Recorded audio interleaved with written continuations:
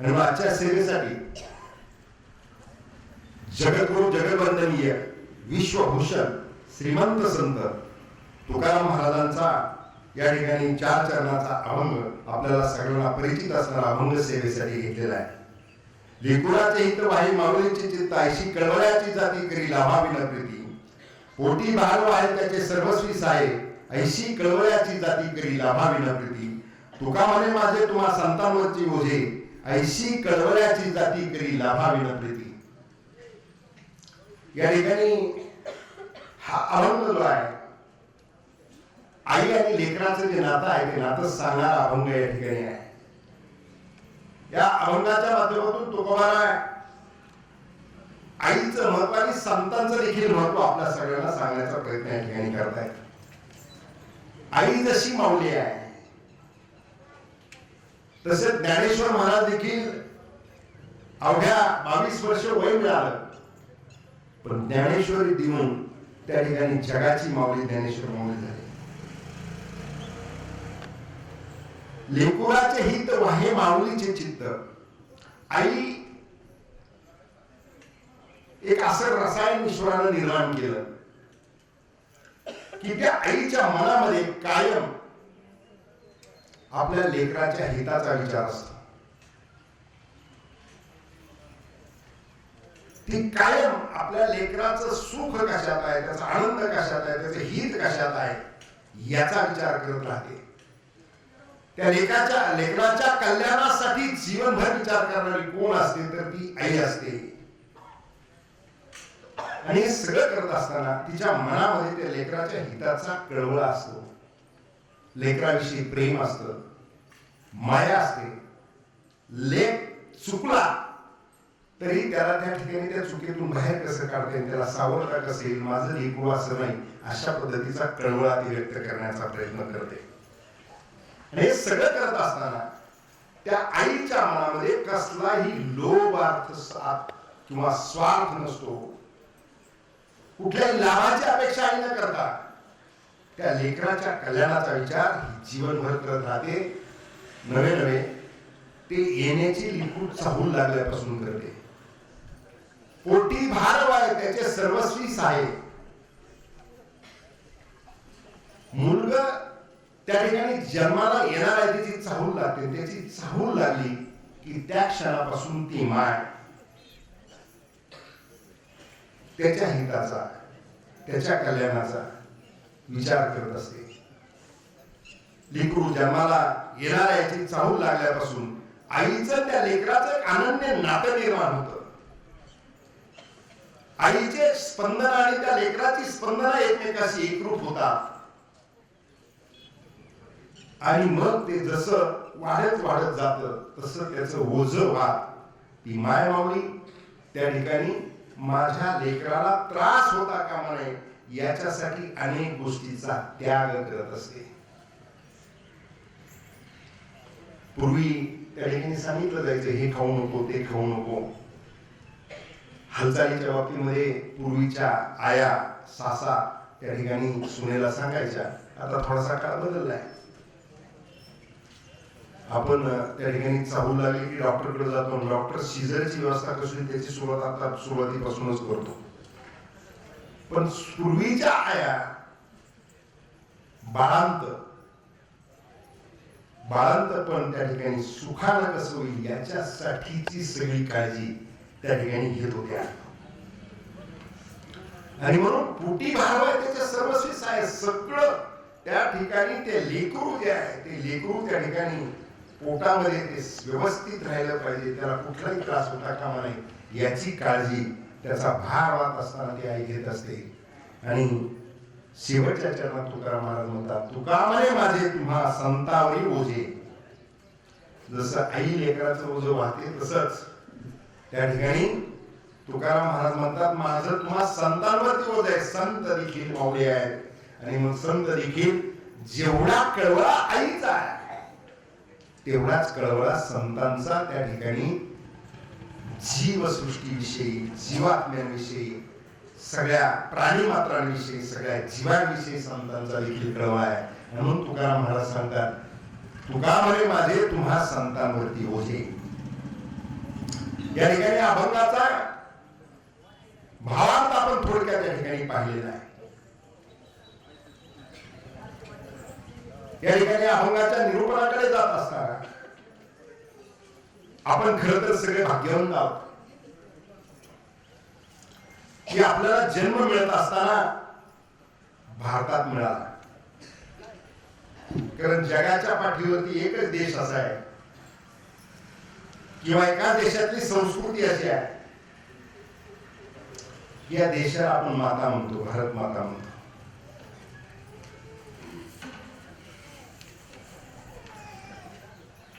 आणि मग या देशाला आपण भारत माता म्हणतो म्हणून आपण सगळेजण या ठिकाणी भाग्यवंत याच्यासाठी आहोत की आपण या भारतामध्ये जन्माला आलो. माता ही संकल्पना देशाला दिली गेली कारण आमच्या देशाची संस्कृती जी आहे ती संस्कृती अत्यंत उच्च आहे. उच्च संस्कृतीच्या देशामध्ये भूमीमध्ये जन्माला आपण या ठिकाणी आलेलो आहे.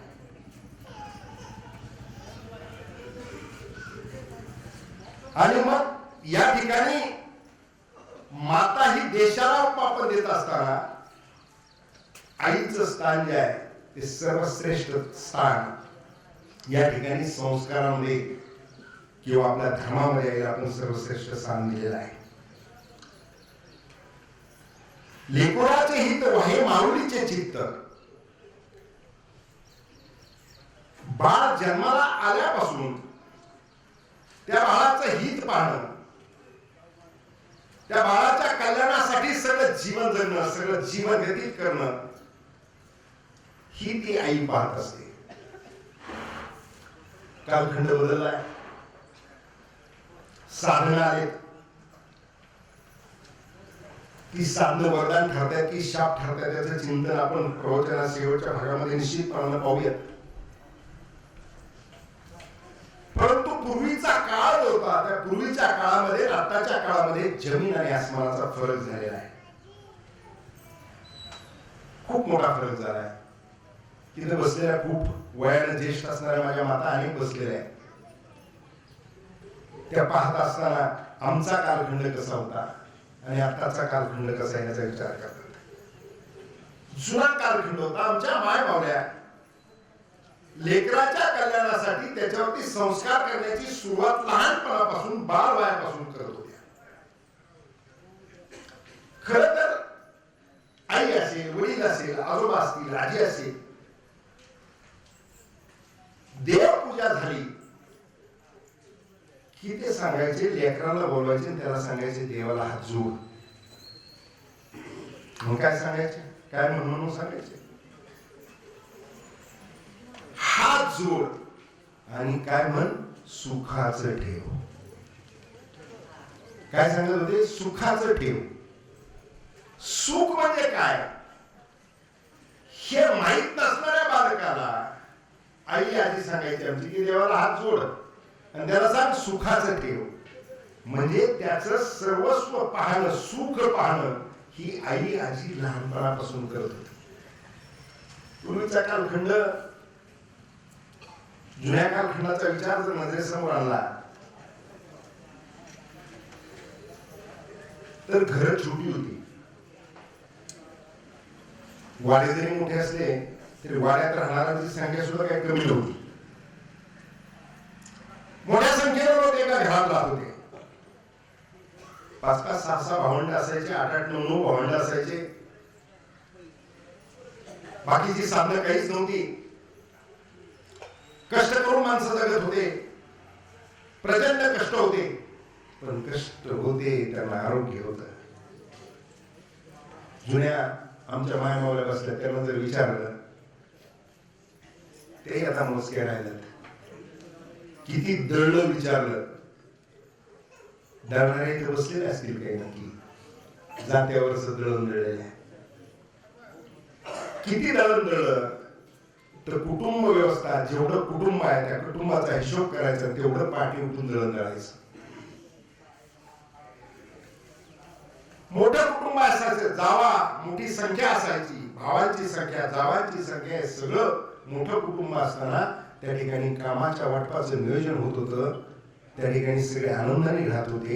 कारण पूर्वीच्या कालखंडामध्ये लग्न झाल्यानंतर मुलीला वाटल्यानंतर आई वडील सांगायचे की बापाचं नाव त्या ठिकाणी कमी होईल, असं काही वागू नकोस. तुला जिथं दिलंय तेच तुझं सर्वस्व आहे. आणि आमच्या माय मावल्या जगत असताना सुद्धा सांगायच्या, खरं तर जुन्या कालखंडामध्ये काही परिवार असे होते की त्या माय मावल्यांवरती अनंत अत्याचार होत होते, परंतु त्या माहेरचं तोंड बघत नव्हत्या. जे काय असेल ते इथेच, इथे आले इथेच मरणार आहे. कुटुंब असतात त्या ठिकाणी कुटुंबातल्या मेंबरची संख्या जास्त होती. शरीर धर्म होते, मुलं होत होती, 8-9 मुलं होत होती, लहान घरं होती, परंतु सुख जे होतं सुख महान होतं. लेकरं त्या ठिकाणी घरात एखादा पुरुष कळक असायचा आणि तो आल्यानंतर लेकरं पळायचे. आई आहे का चुलती आहे पाहत नव्हते, पदराखाली दडत होते. तो आधार वाटत होता. ती माय माऊली त्याला प्रेमानं जवळ घेत होती आणि जवळ घेऊन त्या ठिकाणी सांगत होती, चांगल्या 4 गोष्टी सांगायचा प्रयत्न करत होती. साधन नव्हती, आनंद होता. मग पाणी शेण्याचं काम असेल, दळणाचं काम असेल, वाटण्याचं काम असेल, धुण्याचं काम असेल, सारवण असेल, सगळ्या गोष्टी आमच्या माऊली माय मावल्या करत होत्या. आता हे सगळं करत असताना लेकरू जर रडायला लागलं तर हातातलं सगळं काम आमच्या माय मावल्या बाजूला ठेवायच्या आणि पहिल्यांदा लेकराला घ्यायच्या. लेकरू रडायला लागलं, एखादी कामात फार मग्न माय आहे तर सासू सांगायचे, घर ते किती वेळ झाला रडतंय, त्याला घे. आणि आईचा स्पर्श झाल्याबरोबर लेकर सुद्धा राहत होती. आज पोरं रडायचे कसं काय राहतात? तो कशाने राहते सांगा ना. नाही त्यांना सांगू दे, त्यांना सांगू. हा मोबाईल. सगळ्या मायमावल्यांना माझा प्रश्न आहे आत्ताच्या.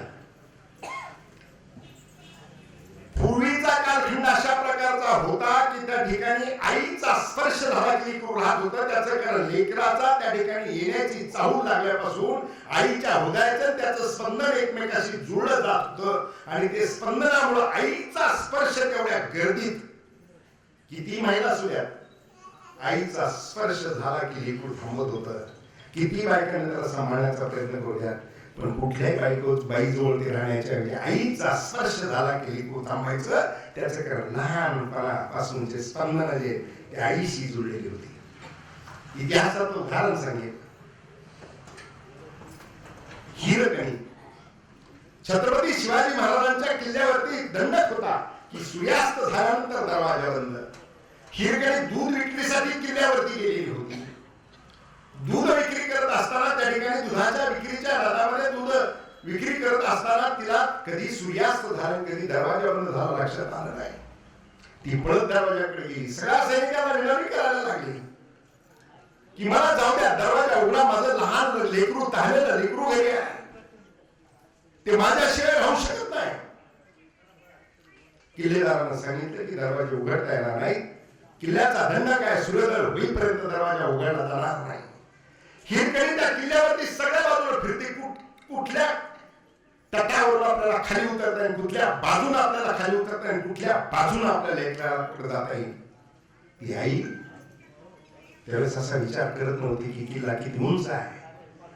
ह्या कड्यावरून उतरत असताना माझं काय होणार आहे हा तिचा विचार करत नव्हती. तिच्या डोळ्यासमोर फक्त तिचं लेकरू होतं. हिरकणीने एका कड्यावरून उतरण्याचा प्रयत्न केला. उतरत असताना खाली येत असताना अनेक वेळेस निसटली. अंगाला झाडाच्या फांद्या लागल्या, काट्या लागल्या, जखमाला रक्तभार झाली.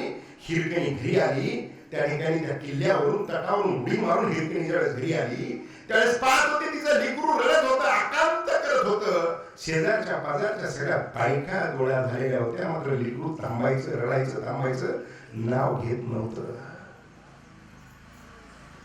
जशी हिरकणी गेली, हिरकणीचा स्पर्श झाला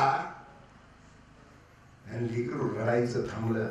हिरकणीनं स्तनपान केलं, लेकरू शांत झालं.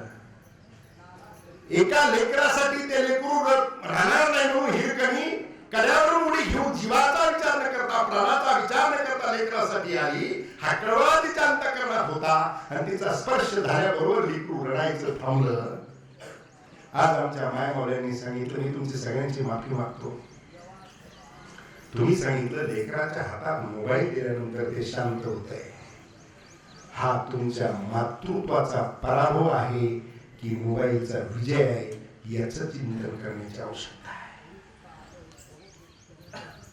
चिंतन याचं करा की हा तुमच्या मातृत्वाचा पराभव आहे. लेकराचा आणि तुमचा संपर्क, तुमच्या हृदयाचे स्पंदन आणि तुमच्या लेकराच्या हृदयाचे स्पंदन एक का होत नाही? लेकरू दूर का आहे? लेकरू मोबाईल हातात आल्यानंतर का राहतं? आणि मग मोबाईल हातात आल्यानंतर लेकरू जर राहत असेल तर मग ते लेकरू पुढे जाऊन तुमचा किती विचार करणार आहे आणि तुमचं किती ऐकणार आहे याचं देखील चिंतन करण्याची आवश्यकता आहे. आजकाल म्हटलं जातं पोरं ऐकतच नाही, पोरं ऐकत नाही. काय ऐकत नाही?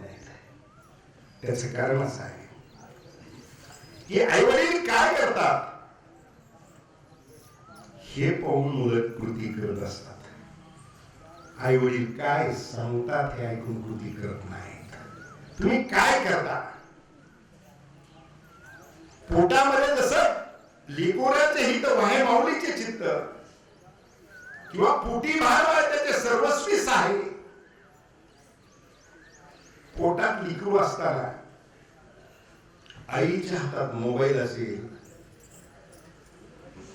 तर जन्म झाल्यानंतर लेकरू देखील मोबाईलच मागणार आहे.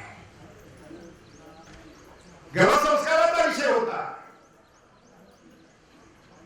माय गर्भवती झाली की त्याच्यानंतर जुन्या काळातल्या माय मौला सांगत होत्या की थोडासा एखाद्या ग्रंथाचं वाचन घरातलं कोणी करत असेल तर बस ऐक. गोष्टी सांगत असताना गोष्टी कोणत्या सांगितल्या जात होत्या? छत्रपती शिवाजी महाराजांच्या गोष्टी सांगितल्या जात होत्या. गोष्टी कोणत्या सांगितल्या तर भगवान श्रीकृष्णाचा महाभारतातले प्रसंग सांगितले जात होते, रामायणातले प्रसंग सांगितले जात होते आणि ते संस्कार त्या लेकरावरती होत होते. महाभारतातला प्रसंग आपल्याला माहिती आहे. अभिमानी पोटात असताना द्रौपदीला भगवान श्रीकृष्ण गेले. प्रवासात कथा सांगत असताना चक्रव्यूहाची कथा सांगितली. ती सांगत असताना द्रौपदी जागी होती. तोपर्यंत चक्रव्यूहात कसं शिरायचंय भगवान श्रीकृष्णाने सांगितलेलं होतं. द्रौपदी झोपी गेली. चक्रव्यूहातून बाहेर पडण्याची कथा भगवान श्रीकृष्णाने सांगितली. मात्र द्रौपदी झोपलेली होती म्हणून अभिमन्यूला ती ऐकता आली नाही. अभिमन्यूला चक्रव्यूहातून बाहेर पडता आला नाही. गर्भसंस्कार नावाचा जो विषय होता, छत्रपती शिवरायांचा विषय जर आपण पाहिला तर जिजाऊ त्या काळामध्ये ऐकत असणाऱ्या कथेपैकी रामायणाची कथा जिजाऊनी त्या ठिकाणी ऐकली. आणि त्याचं उदाहरण पुढे जाऊन छत्रपती शिवरायांच्या राज्याच्या कालखंडामध्ये आपल्याला पाहायला मिळालं. रामायण ऐकलं होतं जिजाऊनी.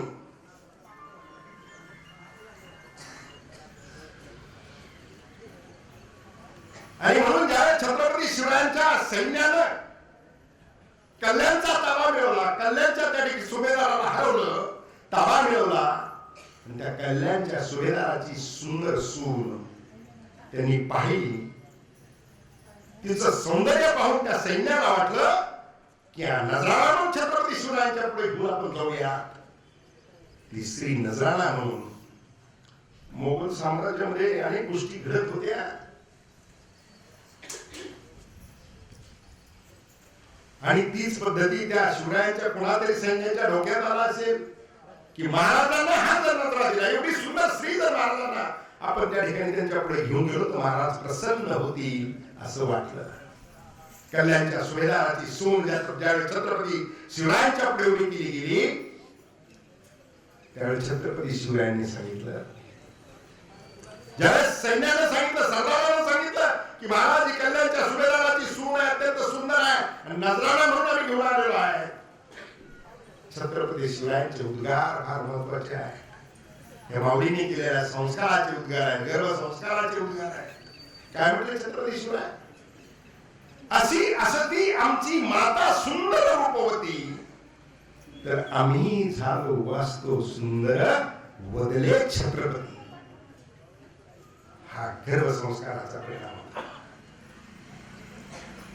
आज ह्या सगळ्या गोष्टी राहिल्या काय, याचं चिंतन करण्याची आवश्यकता आहे.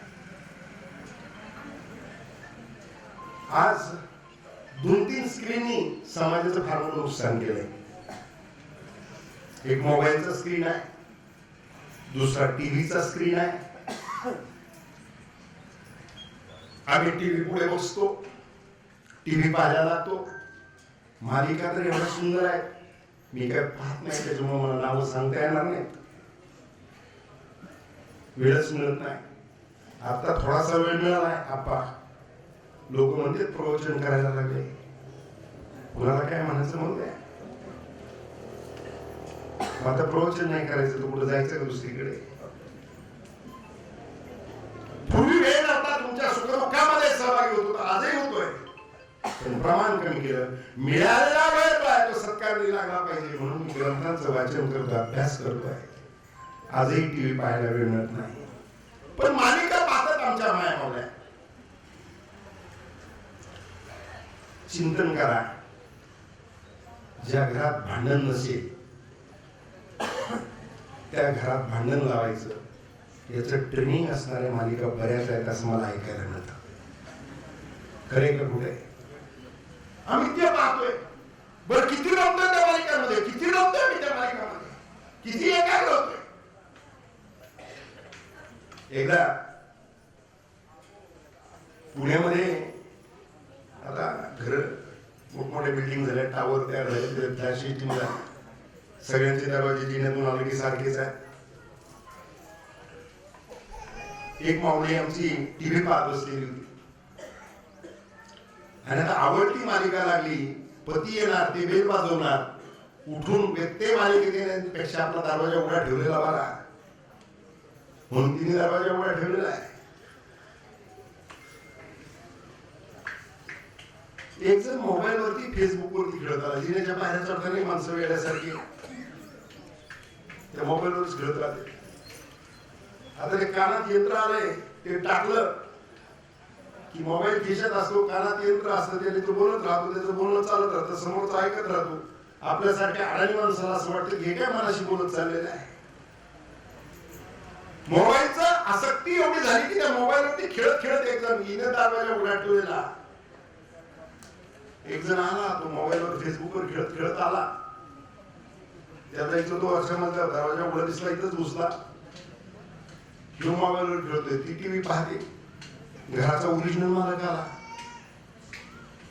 तो आला, तो मोबाईलवर खेळत होता. दारात आल्यानंतर पाहतो दुसरा माणूस बघितले, पाहिला म्हणतो सॉरी सॉरी, मी जरा चुकून तुमच्या घरात घर त्याच. ही टीव्हीच्या स्क्रीन मध्ये गुंतली, हा मोबाईलच्या स्क्रीन मध्ये गुंतलाय. आम्हाला काही कळायला तयार नाही. मोबाईल साधन वाईट नाहीये, मोबाईल मध्ये त्या ठिकाणी माहितीचा स्रोत आहे. एवढी माहिती आहे, तुम्ही लावा त्याच्यावरती रामायण लागते, तुम्ही लावा त्याच्यावरती महाभारत लागते, तुम्ही त्याच्यावरती पहा गाथेतला तुकोबारायांचा कोणता अभंग शोधायचा असेल, फक्त अभंग सांगा, काही सेकंदात येतोय. माऊलींची एखादी ओळी शोधायची, सकळ तीर्थाचे दोरे जे का माता पितरे, ती शोधायची झाली, फक्त टाका, काही सेकंदात येतोय. पण आम्ही ते बघतोय का? आम्ही ते बघत नाही. म्हणजे सगळेच बघत नाही असं मी म्हणत नाही, परंतु 80% जास्त प्रमाण असं आहे की त्या मोबाईलचा वापर होत असताना वापर योग्य पाहण्यासाठी होत नाही. कारण शाळा कॉलेज ते चांगलं शिकवायसाठी, वाईट शिकवायसाठी कुठल्या शाळेत कॉलेजमध्ये आहे का काही? एखादा क्लास, तंबाखू किती ग्रॅम घ्यावी, तिची पुडी कशी फोडावी, फोडल्यानंतर कसे कोणत्या 2 बोटात तंबाखू पकडावी, किती चुना घ्यावा, किती वेळ चोळावी, किती थापा माराव्यात, किती थापा मारल्यानंतर कोणता भाग उचलावा आणि कोणता भाग तोंडात टाकावा, असं कुठल्या हायस्कूलमध्ये कॉलेजमध्ये शिकवलंय का? नाही शिकवलं. पण तंबाखू खाणाऱ्यांना किती एक्सपर्ट आहेत.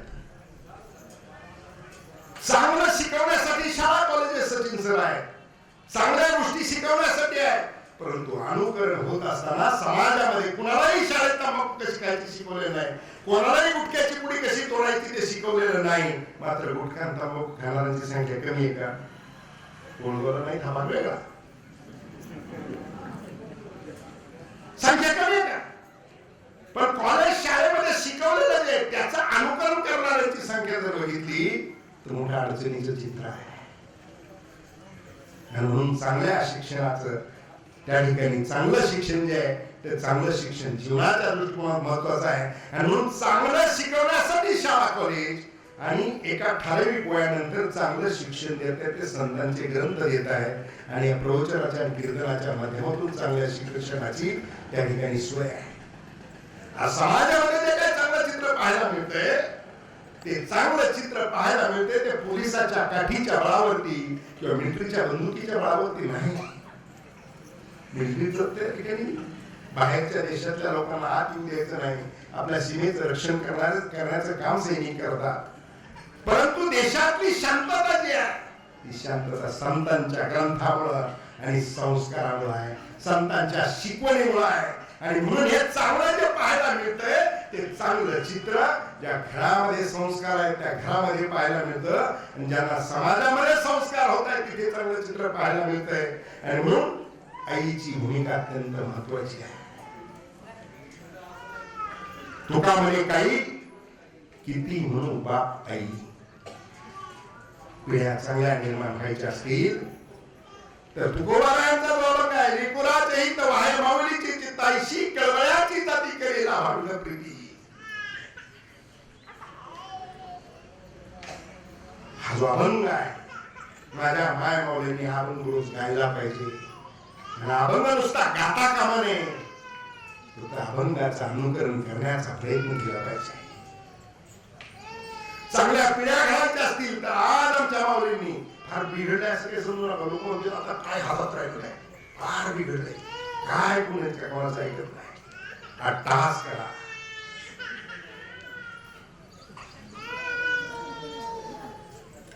अट्टहास करा. माझं घर, माझी पिढी, माझा पुढचा वेळ जो आहे तो वेळ वाढत असताना तो वेळ तर वाढलाच पाहिजे, पण माझा वेळ वाढत असताना तो संस्कार क्षम असला पाहिजे. आणि तो संस्कार क्षम पाहिजे असेल तर गर्भसंस्कारापासूनच्या हे सगळ्या सुरुवाती झाल्या पाहिजे. त्याचं कारण आई जर त्या ठिकाणी चाहूल लागल्यानंतर लेकराच्या हिताची जर काळजी करते, जीवनभर त्या ठिकाणी माझं लेकरू आदर्श झालं पाहिजे. प्रत्येकाला वाटतं, प्रत्येक वाटलं वाटतं माझा मुलगा सुसंस्कारित झाला पाहिजे, माझा मुलगा चांगला झाला पाहिजे, माझ्या मुलानं माझ्या घराण्याचं नाव काढलं पाहिजे. हे जर वाटत असेल तर या अभंगात जे त्याग सांगितलेला आईचा तो त्या कालखंडामध्ये त्याग झाला पाहिजे. त्या कालखंडामध्ये गर्भसंस्कार व्हायचे असतील तर त्या ठिकाणी रामायण ऐकलं पाहिजे, भगवद्गीता ऐकली पाहिजे, महाभारत ऐकलं पाहिजे आणि त्याच्यातून पुढच्या पिढ्या घडवण्याच्या दृष्टिकोनातून संस्कार झाले पाहिजे. म्हणून तुकोबाराय सांगतात, तुकोबाराय अभंगाच्या निमित्तानं लेकराचं आणि आईचं ते अनन्य नातं आहे. लेकरू हा शब्द बघा ना, लेकराचे हित वाहे माऊलीचे चित्त. लेकरू आईशी अनन्य आहे ते लेकरू आहे, पक्षाशी अनन्य आहे ते पाखरू आहे, मेंढराशी अनन्य आहे ते कोकरू आहे, शिडीशी अनन्य आहे ते बकरू आहे, वाघिणीशी अनन्य आहे ते वाघरू आहे. हा शेवटचा रू आहे ना, हा प्रेमाचं जिव्हाळ्याचं नातं निर्माण करणार आहे. आणि म्हणून लेकुराच्या हित वाहे माऊलीचे चित्त. पिढ्या चांगल्या घडवायच्या असतील तर आमच्या माय माऊलीला जबाबदारी घ्यावी लागेल.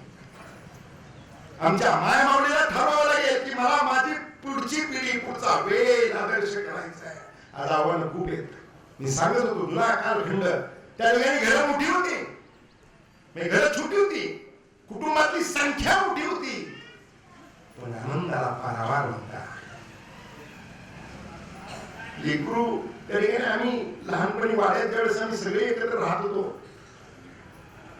त्यावेळेस आमच्या वडिलांचा स्वभाव कडक असल्यामुळे त्यांची सायकल आलेली दिसली की आमची पळापळी व्हायची. आणि माझ्या थोरल्या चुलत्या त्या वंजी, त्यांना आम्ही वंजी म्हणायचो, तेवढ्या प्रेमळ होत्या.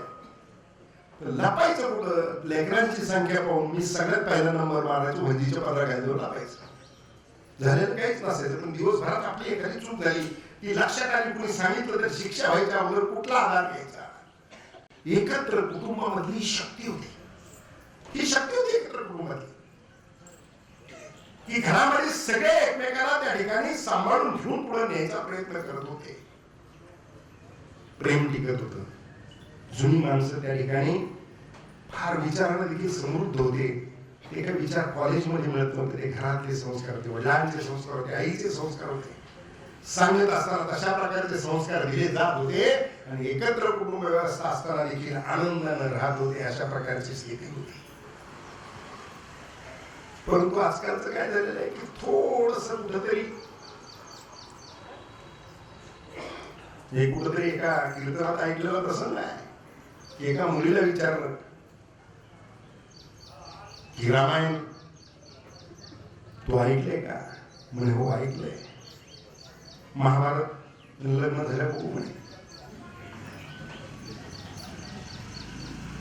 पण पूर्वीची शिक्षण जे होतं, सांगणं जे होतं, त्या मुलीला वाट लावताना तिची आई सांगत होती की वडिलांच्या कुळाचं नाव कसं मोठं केलं प्रयत्न कर. मुलगी झाल्यानंतर तुझ्या कारखान्यामध्ये त्या 42 कुळांचा उद्धार, मुलगा झाला तर 21 कुळांचा उद्धार. मुलगी झालं 42 कुळांचा, कसं काय इकडे 21 तिकडे 21 असं 42 कुळांचा उद्धार सांगायचे. मुलींची संख्या पूर्वी जास्त होती. मुलगी झाल्यानंतर काही आई वडील मुलगा झाला नाही म्हणून दुःखी व्हायचे. मुलगी झाल्या म्हणायचे पराय धन आलं. आता काय परिस्थिती आहे? आम्हाला भेटणारे लोक हे म्हणतात, आपल्याला भेटणारे लोक आमच्या मुलासाठी मुलगी बघा सांगतात. हे काही ईश्वरानं केलेलं नाहीये. तपासणीचे यंत्र आले, मुलीच्या लग्नाचा जास्त खर्च होतो, पराय धन हा विचार केला. आज अनेक आई वडील आम्हाला सांगतात की मुलासाठी मुलगी बघा. आमच्याकडे 10 स्थळ जर सांगितले तर 10 पैकी 7 असेल मुलगी बघा. हे विज्ञान जे आहे, विज्ञानातल्या काही विज्ञानाचा विरोधात नाहीये. विज्ञानातल्या काही गोष्टी ज्या त्या काही गोष्टी निश्चितपणानं समाजातला आज असमतोल निर्माण झालेला आहे. त्याचं कारण विज्ञान आहे. पूर्वीच लेकर होत होती त्या ठिकाणी खूप एक चांगल्या प्रकारचा आनंद गोकुळ म्हणून त्या कुटुंबाकडे पाहिलं जायचं. आज मर्यादित संख्येच्या नादामध्ये मर्यादित संख्या किती? आजचं कुटुंब रामकृष्ण. आजची स्थिती काय? पूर्वीचं मी सांगत होतो घर लहान होते, कुटुंबातल्या मेंबरची संख्या जास्त होती पण आनंद खूप होता. आज घर मोठी झाले. 2 BHK, 3 BHK, 4 BHK. घरात राहणाऱ्या माणसांची संख्या 2, बेडरूमच्या. आनंद आहे का? नवरा घरात आला तर बायको मोबाईलवर त्यांच्या टीव्ही मध्ये गुंतलेली आहे. नवरा घरात आला तर तोही दिवसभराच्या व्यापारी वैतागून आलेला आहे. सुसंवाद नाही, नीट संवाद नाही. ह्या सगळ्या गोष्टींची जी कारण आहे ती कारण एकत्र कुटुंब व्यवस्थेचा त्या ठिकाणी आणि संस्काराचा 2 गोष्टीची जी फारकत झालेली आहे त्या फारकतीमुळे खरे तर अनेक प्रश्न निर्माण झालेले आहेत. मोबाईल सारखं साधनाला मी सांगितलं तसं तुम्हाला माहितीचा खूप मोठा स्रोत आहे, पण ते घेण्याच्या ऐवजी त्या मोबाईल मध्ये नको त्या प्रकारची रील आहे. खरं तर सरकार सुद्धा काय करतात हा फार मोठा प्रश्न आहे. मोबाईल वरती काही काही येणाऱ्या गोष्टी तर एवढ्या विकृत आहेत. हिंदू संस्कृती उद्ध्वस्त कशी होईल, कुटुंब व्यवस्था उद्ध्वस्त कशी होईल, इथपर्यंत चुकीच्या गोष्टी त्या मोबाईल वरती येत आहेत. आणि मोबाईल मात्र लेकरांच्या हातात आहे. माया मला सांगतायत की लेकरू मोबाईल हातात दिल्याशिवाय राहत नाही. तुमचं आणि त्याचं नातं एकमेव होत चाललेलं आहे. आणि तुकाराम महाराजांनी त्या अभंग दिलेला आहे. त्या अभंगाच्या माध्यमातून विचार करत असताना तो अभंग जीवनामध्ये अनुकारण्याची आवश्यकता आहे.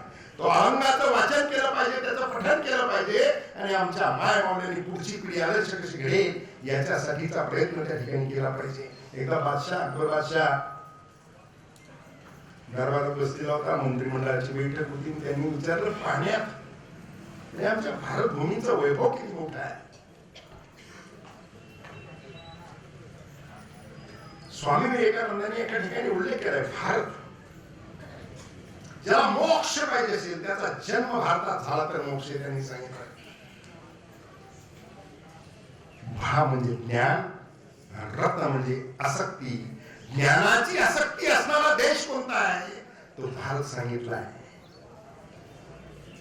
आणि या भारतामध्ये असणारी ग्रंथ संपदा जर पाहिली तर जगाच्या पाठीवरची तुम्हाला काहीच पाहिजे आवश्यकता नाही.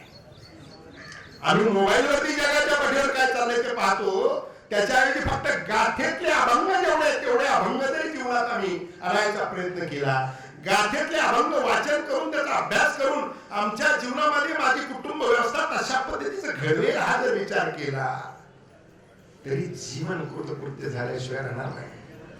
कारण भारतला स्वामी विवेकानंदांनी सांगितले, भा म्हणजे ज्ञान, रत्न म्हणजे आसक्ती. ज्ञानाची आसक्ती असणारा देश कोणता आहे तर तुमचा भारत आहे.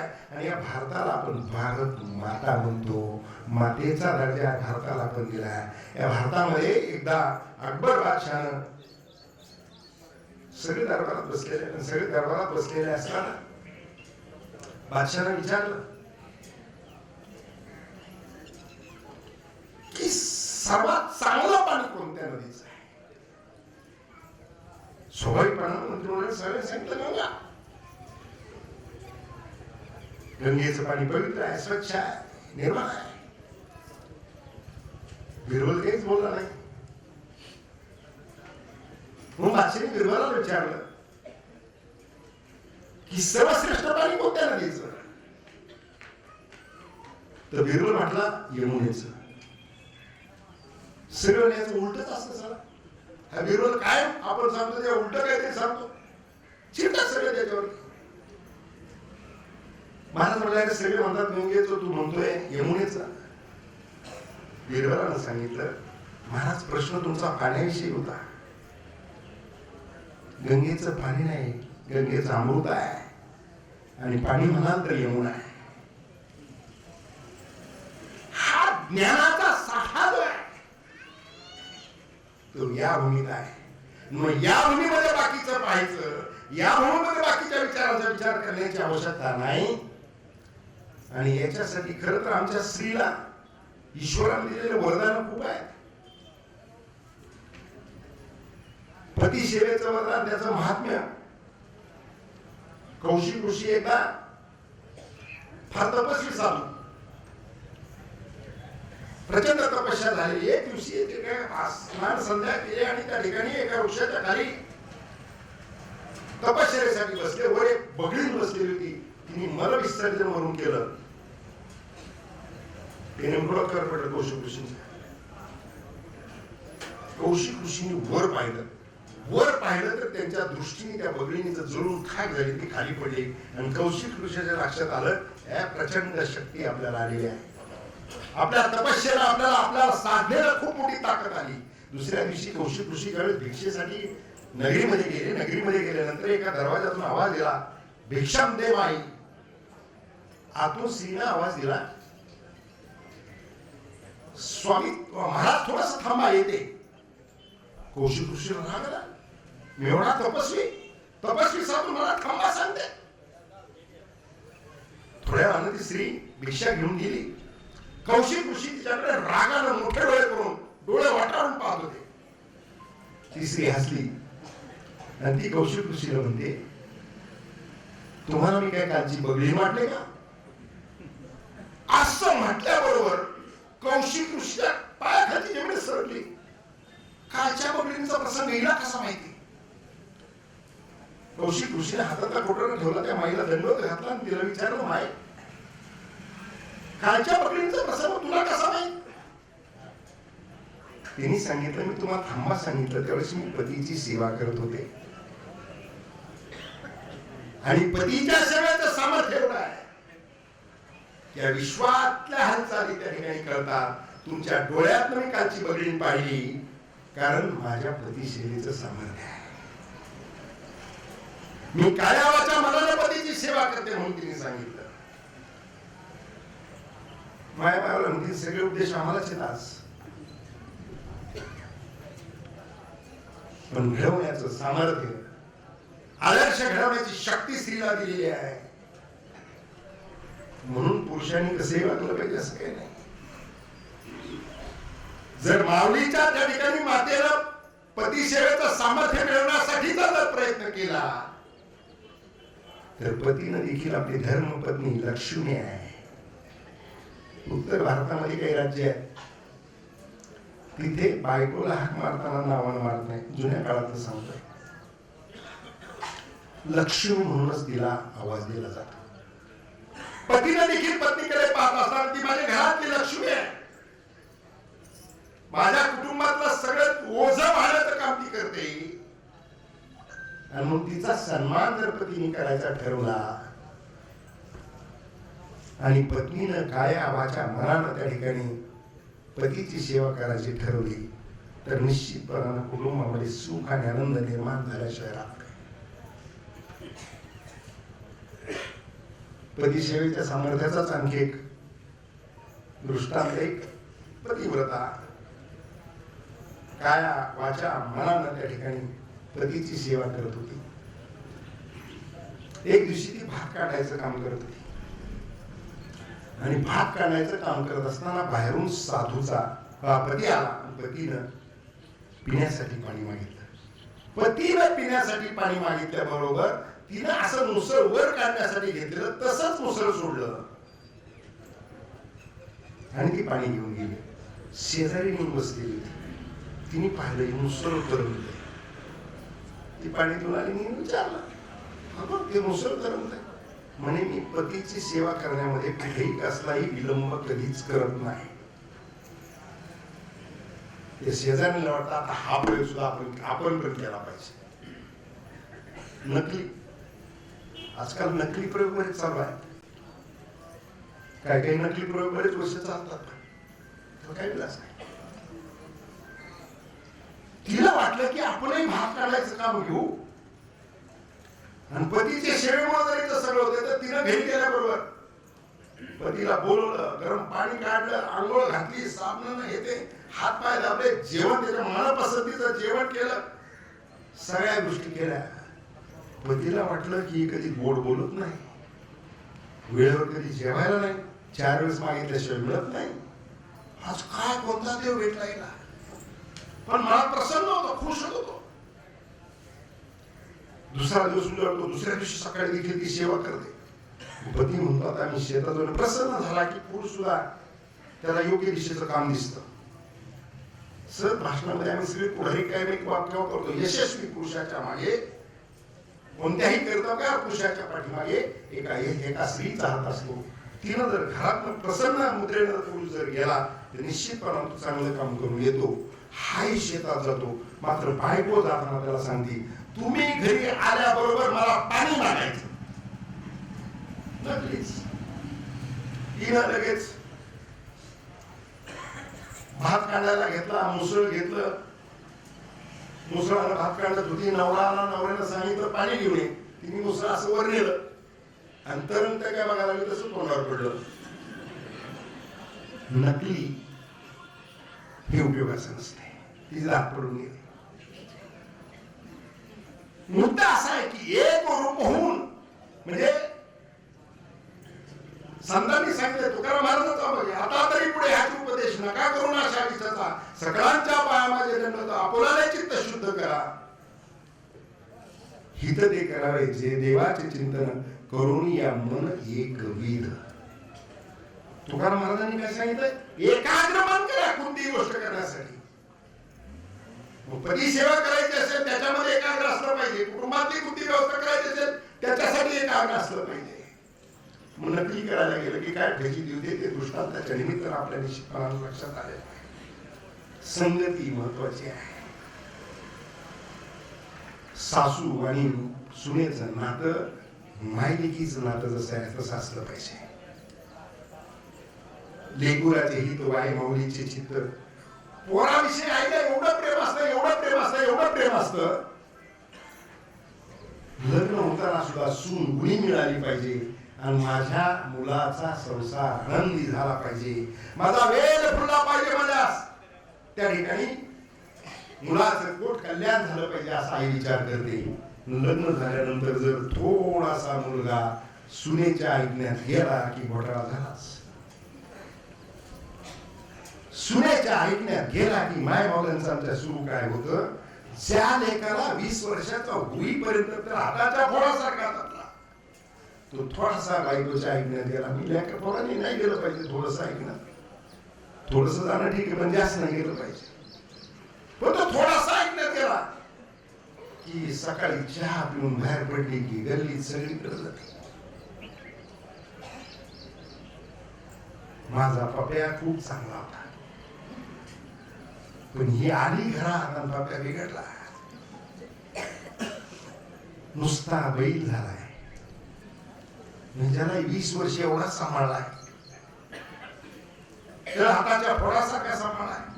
थोडा स्वतःच्या ऐकण्यात गेला की बैल झाला म्हणून त्याला उपमा बैलाची दिली जाते. आणि बोलता बोलता म्हातारीचे हे पण लक्ष देत नाही. पुढचं सांगते, जावई मात्र बाई मला लई चांगला भेटला,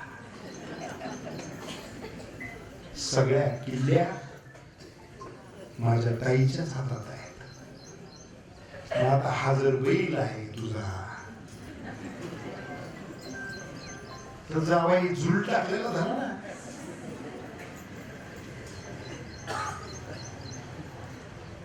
मोबाईल आला तर मोबाईलचे परिणाम काय झाले. पूर्वीच्या कालखंडात मला मी सांगून गेलो की लेकीला वाटेला होताना सांगायचं तिथं तुझं सर्वस्व आहे. आज मोबाईल मुळे झाले काय माहितीये का, हिचा स्वयंपाक झाला, घरातले जीवन गेली, लेकीला फोन करते, काय केली भाजी, कसं काय झालं, तुझं बरं चाललंय का. तिने एखादं घरानं सांगितलं की मग तिला इकडून शिकवण सुरू होती. एवढी शिकवण सुरू होती की ती तिकडून कधी इकडे ती कळतच नाही. आणि मग आमच्या सारख्याकडे प्रकरण येते.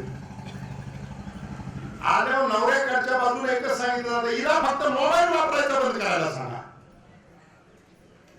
कधी कधी असा प्रश्न पडतो, आम्ही जर विचारलं मोबाईल वापरत असं नाही म्हणता पाहायला अनुभव असते, त्याने मोबाईलवर तिसरं कुठं दबवत नाही ना. आपण जर विचारलं अजिबात नाही, तसं नाही काही. आईचा नीचा फोन झाला की घोटाळा झालाच. अशी उदाहरणं आमच्या समोर आली. म्हणून मोबाईलचं मी सांगत होतो, मोबाईलची आसक्ती, जास्तीचा संपर्क, जास्तीचा संवाद, तिकडचं सांगा बरं का काका, जास्तीचा संवाद, मुलीच्या प्रपंचात जास्तीचं लक्ष घालणं हे सुद्धा तिच्या घरातलं नुकसान करणं आहे. मुलगी जर त्या ठिकाणी दिलेली आहे, तिचा संसार तिच्या पद्धतीने चालेल, त्या ठिकाणी त्याच्या संस्कारामध्ये सांगायचं असेल तर तिला 4 चांगल्या गोष्टी सांगण्याचा प्रयत्न केला पाहिजे. आणि घरात आलेली सून आहे, तिला लेक मानलं पाहिजे. तुम्ही जर सुनेला लेक मानलं तर ती तुम्हाला आई मानल्याशिवाय राहणार नाही. श्रीगोंद्यात एक उदाहरण आहे. एकदा एक दशरेडीमध्ये मी साधारणतः 15 वर्ष झाले असते, आपण मी श्रद्धांजली राहिलो आवा, की तिकडं मुलगी रडते म्हणून मी म्हटलं तर तिला कोणी त्याच्या मुलीला समजून सांग, आई गेल्याच दुःख असतेच. खालून यायचं म्हणला, ती मुलगी नाही, तुला कोण आहे, ते म्हणले ती सून आहे. काय बोलताय. श्रद्धांजली झाली. दुसऱ्या दिवशी मी घरी आल्यानंतर बायकोला सांगितलं. दुसऱ्या दिवशी तिच्या मैत्रिणी बायकोच्या घेऊन आम्ही तिच्या घरी गेलो. त्या सुनेचं त्या ठिकाणी सगळी चौकशी करून आलं. तिने सांगितलं, माझी आई लहानपणी वारली, माझ्या सासून आईचं प्रेम तर मला मिळालंच नाही, पण जे मिळालं नाही ते सगळं प्रेम माझ्या सासूने मला दिलं. श्रीगोंद्यातली घटना आहे. मांडवण रोड पोकळे नावाचं कुटुंब आहे, नाव सुद्धा सांगतो. घडत नाही का, घडतं कोणाच्या हातात आहे, आमच्या हातात आहे. आणि कशावरती आहे, फार सोपं आहे, फार सोपं आहे. जीवनामध्ये आनंद निर्माण करायचा सोपं आहे. आनंद निर्माण करायचा असेल, सुख मिळवायचं असेल तर सुख कुठल्याही मॉलमध्ये, कुठल्याही दुकानात मिळत नाही. आनंद कुठल्याही दुकानात मिळत नाही. कुठेही जा, जगाच्या पाठीवर कुठेही गेला तर तुम्हाला आनंद मिळणार नाही. आनंद निर्माण करायचा असेल तर तुम्हालाच निर्माण करावं लागेल. आणि त्याच्यासाठी ज्ञानेश्वर माऊलींनी आपल्याला सांगितलेलं आहे, तैसे साच आणि मावळ मिथुन आणि रसाळ शब्द तैसे कल्लोळ अमृताचे. बोलता जरा गोड बोला. नुसतं गोड बोलणार तरी प्रश्न सुटतात. सुनेचं कौतुक केलं, तिनं केलेल्या स्वयंपाकाचं कौतुक करा. थोडंफार कमी जास्त झाला असेल तर तिला कारण सांगा. आपलं होतंय उलट. आपण करतोय का जे चुकतंय त्या गावाला सांगतोय, आणि तिनं जर चांगलं केलं तर तिला सांगतोय. तिला सांगून काय उपयोग, तिने केलंय. जे चांगलं आहे ते बाहेर सांगा, आणि जे चुकीचं आहे तिला सुनेला कानात सांगा. आनंद निर्माण होईल. सात आणि मावळा सांगितलं. ज्ञानेश्वर माऊलींनी हा शब्द त्याच्यासाठी वापरला. अरे माऊलींनी किती गोष्टी सांगितल्या. पासायदान केलं माऊलींनी. पासायदानामध्ये सांगितलंय दुरितांच्या ती मिळणार विश्व स्वतंत्र बसून पाहू, जो जे वांछीला तो ते लावू. झेंडे सर आपल्याला त्याच्यातली एकच ओवी आवडती. कोणती? जो जे वांछील तो ते लावू. हा पण माऊलीने आधी काय सांगितलंय? दुरितांच्या ती मिळ जाऊ. अज्ञान रूपी अंधकार आहे तो गेला पाहिजे. स्वधर्म सूर्यभाव सांगितलं. स्वधर्म म्हणजे काय? हिंदू मुस्लिम शीख ईसाई बौद्ध असं नाही सांगितलेलं. मानवता धर्म जागृत झाला पाहिजे. आणि मानवता धर्म जर तुमच्यात जागृत झाला तर तुमचं कोट कल्याणशील झाल्याशिवाय राहणार नाही. आणि प्राणी मात्रापर्यंत सगळ्यांचं कल्याण झाल्याशिवाय राहणार नाही. काही काही माणसं असे आहेत की त्यांना बैल, गाई, कुत्रा ह्या प्राण्यांना एवढा जीव लावतात. काय काय माणसं त्याला जीव लावला तर ते सुद्धा तुमच्या अवतीभोवती त्या ठिकाणी प्रतात. छत्रपती शिवाजी महाराजांचा वाघ्या कुत्रा चितेत उडी घेतली. आपण पाहतो प्राणी, कित्येक प्राणी असे तुम्ही त्याला जीव लावा, तो प्राणी तुमच्यासाठी. तुम्हाला जर कोणी धरलं, काही काही जुन्या काळात आपण बघायचो, एखाद्या मालकाला एखाद्या धरलं तर बैल इकडे कासरा तोडायचा प्रयत्न करायचा, का तर बैलाला तुम्हाला जीव लागत होता. ज्ञानेश्वर माऊलींच्या उभीचा काय वेगळं. म्हणून जीवनामध्ये कोट कल्याण करायचं असेल तर तुमच्यावर ते अवलंबून आहे. तुम्ही काय करताय, तुम्ही काय बोलताय. एकदा असं एका हॉस्पिटलमध्ये एक पेशंट ऍडमिट होतं. ते पेशंटचा डिस्चार्जची वेळ आली आणि डॉक्टर राहून घेतात. शेवटी डिस्चार्जच्या दिवशी नाही का, तिथे दवाखान्यात हॉस्पिटलला ऍडमिट होणार असेल तर नांदवा सगळ्यांना. डॉक्टर सांगतात असं करा, तसं करा, व्यायाम नीट करा, रोजचा आहार जो आहे अशा आहार अशा पद्धतीने घ्या, हे खाल्लं पाहिजे, ते खाल्लं पाहिजे, हे खाऊ नका, इकडे खाऊ नका, तिकडे खाऊ नका, घरी दिवस असं डॉक्टर त्या पेशंटला सांगत होते. बायको बाहेरून ऐकत होती. ती पळतच आली. म्हणजे डॉक्टर सांगायला ऐकतच नाही. घरी जेवायला मुलं की येणार नाही, लवकर जेवायला मुलं की येणार नाही, आणि मग आजारी पडते तर असं डॉक्टरच्या भाड्यावर घालावं लागतं. म्हणजे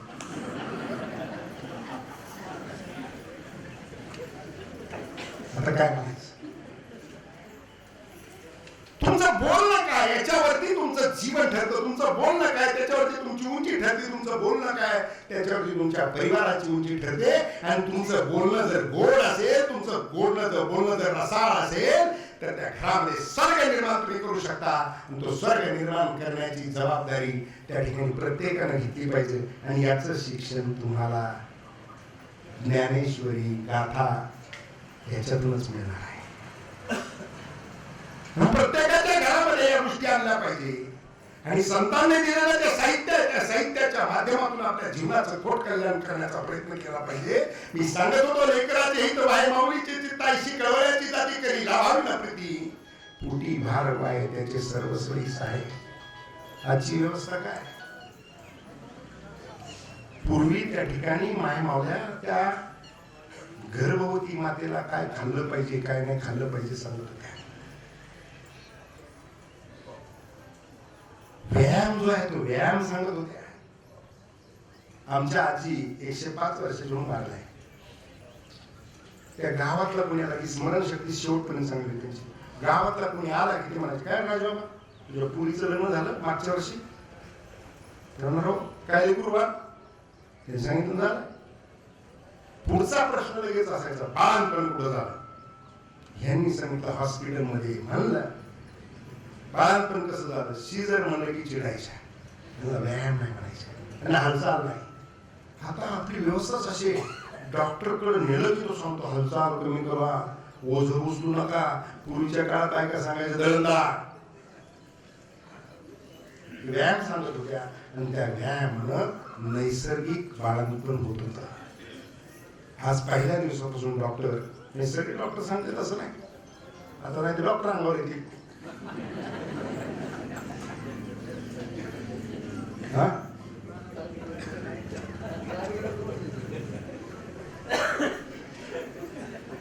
सगळे डॉक्टर नाहीत म्हणून हे तर नाहीतच नाही. कारण यांची महिन्याला मेडिकल असोसिएशनची बैठक होती. ती व्यवस्था जी आहे ती व्यवस्था सांगत असताना पुढे जाऊन तुमच्या हालचाली कमी झाल्या की तुम्हाला नॅचरल डिलिव्हरीचे प्रॉब्लेम्स निर्माण होतात.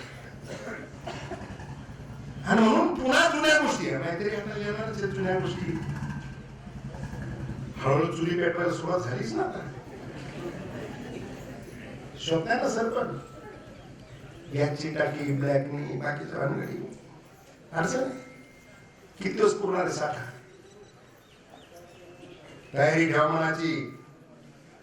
मन की बात नाही सांगत, मनाची तयारी ठेवा. आपल्याला नैसर्गिक गोष्टीकडे जावं लागेल. आता चुलीवरच्या भाकरी व्हायला लागल्या. आपण लोक म्हणते ते चोगायला लागली. हॉटेलच्या जाहिराती काय, चुलीवरची भाकरी मिळेल, गाडी थांबती तिथं. जुनं ते सोनच होता. म्हणजे ते सगळं आला असं म्हणणार नाही. आता पुण्यात फ्लॅट मध्ये कसं आणणार, मुंबईत कसं आणणार, फ्लॅट मध्ये अडचणीच आहे. परंतु या ठिकाणी सांगत असताना आपल्याला जीवन जे आहे ते जीवन, तुकाराम महाराज संतांवरती ओझं टाकतायत. संतांवरती ओझं टाकलं म्हणून हे सगळा उपदेश चाललेला आहे. तुकाराम महाराजांनी उपदेशाचा अभंग केला, तोही मी सांगून गेलेला आहे. आणि जीवनामध्ये जगत असताना एका गोष्टीचा विचार तुकोबारायांनी सांगितलाय, तो सुद्धा करायला पाहिजे. क्षणोक्षणी ह्याची करावा विचार. तळावाया पार भव शंभू, नाशिवंत देह जाणार सगळं आयुष्य खातो काळ सावधान. आम्हाला आयुष्य किती आहे? अल्प आयुष्य, अल्प. त्या मायमावल्या साधारणतः 80-90 असं वाटतं. दोघंही 90-92च्या दरम्यान नाही, 82-80. आणि साईबापूच्या आई 75 ते 80. आता कलियुगात वय सांगितलं 100 वर्ष. आता सगळं सांगत बसत नाही. सत्ययुगामध्ये लाख वर्ष, त्रेतायुगामध्ये 1000 वर्ष, द्वापार युगामध्ये 1000 वर्ष, एक शून्य कमी होत गेला. आता 100 कलियुगात आलं. हाय का 100 मिळते का? यांना ह्या दोघी गेल्यात मावल्या, यांना शारीरिक व्यायाम होते. आताच्या पिढीला अजिबात नाही. इथे बसलेले काही मावले आहेत 80-90च्या पुढचे आहेत, त्यांनाही त्या ठिकाणी जातेवरचं दळण होतं, पाणी शेण होतं, सारवण होतं, वाटण होतं, धुणं होतं, सगळ्या प्रकारचा शरीराचा व्यायाम होत होता. त्यांना आयुष्य मिळत होतं. आता आमच्या आयुष्याचा प्रश्न खूप मोठा निर्माण झालाय. त्याचं कारण काय? साधनं आले, पण ते वरदान नाही ना, ते शाप आहेत. मग साधनं वापरायचे सोडून त्यांनी सांगणार नाही, पण त्या साधनाचा योग्य विनियोग झाला पाहिजे. अशा पद्धतीचा साधनाचा वापर झाला पाहिजे. आणि आजचं सगळ्यात महत्वाचा वांग तुमच्या आमच्या पुढे कोणता असेल. आयुष्य तर कमी झाले, पण नाशिवंत देत आणणार सगळे याचा विचार आम्ही करत. आम्ही म्हणतो की आम्हाला आहे किती मिळणार आहे. म्हणून मी सुरुवातीला बोलून गेलो की इथे प्रवचन कीर्तन कुणी आणलं त्याचा अंतःकरणापासून आभार मानले पाहिजे. की हीच जागा अशी आहे की प्रत्येकाचं आता तिकडे लक्ष आहे. पण तिकडं लक्ष ठेवताना कावळा येतोय की नाही, कावळा शिवतोय की नाही, हा विचार करण्यापेक्षा शिवला का, शिवला असेल तर का शिवला असेल, नाही शिवला का शिवला नसेल, याचा विचार करण्यापेक्षा एक दिवस आपला पण हा विधी आहे. फक्त त्या विधीच्या दिवशी आपण नाहीत. हे तुमच्या सगळ्यांसाठी सांगतोय असं नाही, मी पण त्याच्यातलंच आहे. इथं बसलो म्हणजे मला काय अमलपट्टा घेऊन आलं असं नाहीये. एका कीर्तनात एक दिवशी एक महाराज सांगत होते, त्यांनी सांगितलं की 7 दिवसात, सोमवार ते रविवार या 7 दिवसात इथं बसलेले सगळे मारणार आहेत. या गावातले सगळे मारणार आहेत. एक म्हातारी बाहेर मंडपाची उभी होती आणि ती हसत होती. महाराज वाटलं हिने काहीतरी चुकीचं ऐकलं. परत महाराजांनी रिपीट केलं. ती परत हसायला लागलं. महाराजांनी सांगितलं त्या म्हातारीला पुढे बोलवा. ती म्हणली, त्या महाराजांनी त्या म्हातारीला विचारलं का हसली, तर ती म्हणली तुम्ही म्हणजे ह्या गावातली मरणार, मी ह्या गावातली नाहीच म्हणली. हे त्या म्हाताऱ्यासाठी नाही सांगत, आपल्यासाठी. आपणही त्याच गावचे. आणि म्हणून हे डोक्यात आला. तुकाराम महाराजांनी परमार्थाची तातडी करायला सांगितलेली. कशासाठी? तर क्षणभंगूर नाही भरोसा. आमचा कोणत्या क्षणाला कोण जाणार याचा अजिबात भरोसा नाहीये. आणि म्हणून तातडी कशाची केली पाहिजे? तर अध्यात्माची परमार्थाची तातडी केली पाहिजे. आणि एकच शेवटचा उद्देश मी आपल्या सगळ्यासाठी करून जाणार आहे. माझी वेळ संपलेली आहे. या ठिकाणी वेळेला मर्यादा असते. एक निश्चितपणानं सांगेल, आता तरी पुढे ह्याची उपदेश नका करू नाशा विषयाचा, की जे सांगितलेलं आहे. आता सगळ्यात मोठा उद्देश एक आहे की तुमचं जीवन जगत असताना आज सगळ्यात मोठा आव्हान कोणतं असेल तर आरोग्याचं आव्हान आहे. प्रत्येक घरात शुगर आहे आणि प्रत्येक दारामध्ये एक भयंकर आजार उभा आहे. आणि त्या भयंकर आजाराचं नाव आहे कॅन्सर. साईबापूंच्या आईला चालता बोलता त्या ठिकाणी मृत्यू आला. 2 अटॅक झाले. आणि ताईंना मला वाटतं कॅन्सरचाच आजार झाला. पूर्वी कॅन्सर बोलायचं म्हणलं तर भीती वाटायची. आता 20-25% कॅन्सरची संख्या आपल्याकडे पण गेली. काय कारण आहे? आपण भाज्या खातो, पूर्ण फवारणीच्या भाज्या आपण पाहतो. आपल्यातले पिकवणारे बरेच जण. आपण तेल खातो. शेंगदाण्याचं तेल कसं आहे? किराणा दुकानाला आहे कोणी? तुमचे सगळे दुकान आहेत. किराणाचं कुठला तरी तुम्हाला लई गोष्टी विचारावं लागतील. रेणू काका म्हणले माझं किराणा दुकान आहे. तुमचे लई दुकान आहे. 154 रुपये किलोचं जमिनीचं शेंगदाण्याचं तेल मिळतं. शेंगदाण्याचं तेल तयार व्हायला 4 किलो शेंगदाणे लागतात. शेंगदाण्याचा भाव काय? 160 चेअरमन आणत नाहीत. शेंगदाणा वाटतं 150 गेलाय. 140 ते 160 या रेंज मध्ये शेंगदाणा आहे. 1 किलो शेंगदाण्याचं तेल व्हायला जर 4 किलो शेंगदाणे लागत असतील तर शेंगदाणे केवढ्याचे झाले? 150 रुपयाने हिशोब करा. 4 किलो शेंगदाणे 600 रुपयाचे झाले. मग 600 रुपये शेंगदाण्याचं तेल तयार होते. ते 150 रुपयात कसं मिळते? कोण देईल? शेंगदाण्याचं तेल आहे का? ते फोटो शेंगदाण्याचा पाकिटवरचा फक्त. पूर्वी आमची मायमावली म्हाताऱ्या मावल्या त्या ठिकाणी भाजीला तेल टाकताना काचेची बाटली होती. त्याच्यात कधीतरी पावशेर तेल आणायचं. त्या बाटलीच्या तोंडाला बोट लावायचं आणि 4 थेंब भाजी तेल टाकायचे. खरे ना? खरे ना? अनेक जुने मा. आता तेल आमच्या मायमावल्या कशाही टाकतात सांगा ना? पहिली जे आरोग्याला चांगलं होतं ते थेंब मोजून टाकत होतो. आणि आता जे विष आहे ते आम्ही पहिली टाकतोय. कॅन्सर होणार नाही तर दुसरं काय होणार आहे? माझी विनंती आहे सगळ्यांना, उद्यापासून पळीचं तेल बंद करा. चमच्यानं वापरायला सुरुवात करा. घाणीवरनं तेल काढून आणा. विष खाऊ नका. पुढच्या पिढ्या टिकायच्या असतील तर तुम्हाला आरोग्याचा विचार करावा लागेल. आमची लेकरं शाळेत जातात. माय मावल्या त्यांना 10-20 रुपये हातात देतात. ती लेकरं शाळेत गेल्यानंतर खायला काय घेतात? चवदार लागतं म्हणून कुरकुरे घेतायत. कुरकुरे कोणत्या तेलात तळले? तुमचं घरचं तेल शुद्ध नाही तर कुरकुरे तळलेलं तेल कोणतं असेल याचा विचार करा. आज 8-9 वर्षाच्या लेकरांना कॅन्सर व्हायला लागलेला आहे. या प्रवचनातून आपण एवढंच घेऊन जा की माझं कुटुंब मला विषमुक्त माझ्या कुटुंबाचं ताट करायचं आहे. तेल चांगलं वापरा. भाजीपाला घरच्या पुरते 4 वाफे नैसर्गिक करा आणि आपलं ताट शुद्ध करा. माणसं म्हणते महागाई खूप झाली, परवडत नाही. तंबाखू कशी केवढ्याला पुढे मिळते? एवढ्या मिळते. जाऊ दे. इथं कोणी खात नाही, कोणाला माहित नाही, पण मला माहिती मी खात नसतो. तंबाखूची पुडी 10 रुपयाला आहे. तिचं वजन 10 ग्रॅम आहे. तंबाखू 1 ग्रॅम 1 रुपयाला पडतो. म्हणजे तंबाखू किलो पडती 1000 रुपयाला.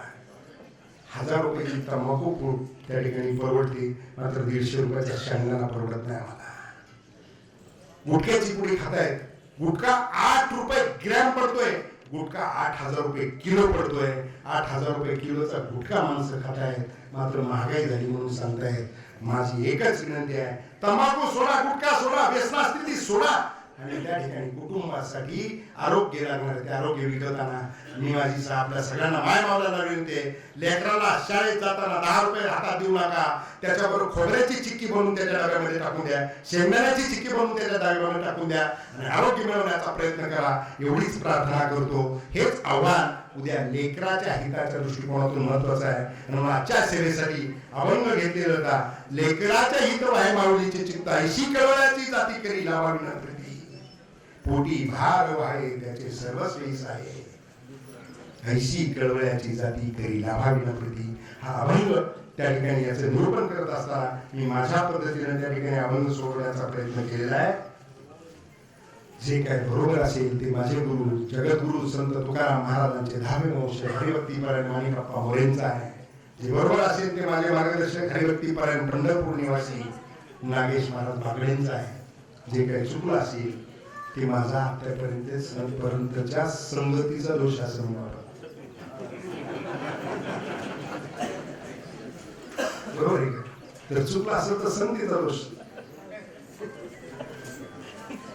जे चुकलं असेल ते माझं मला परत देऊन टाका अशा प्रकारची प्रार्थना करतो. आणि या ठिकाणी मी प्रवचन विषयाला पुनर्विराम देतो. पुंडलिकावरद विठ्ठल श्री ज्ञानदेव तुकाराम पंढरीनाथ भगवान की जय. माऊली ज्ञानेश्वर महाराज की जय. जगद्गुरु तुकाराम महाराज की जय. सद्गुरु श्री संत शेख मोहम्मद महाराज की जय. सब संतन की जय. विठ्ठल विठ्ठल विठ्ठल विठ्ठल विठ्ठल विठ्ठल. पुंडलिकावरद विठ्ठल श्री ज्ञानदेव तुकाराम पंढरीनाथ भगवान की जय. लागायचं मला शिवाजी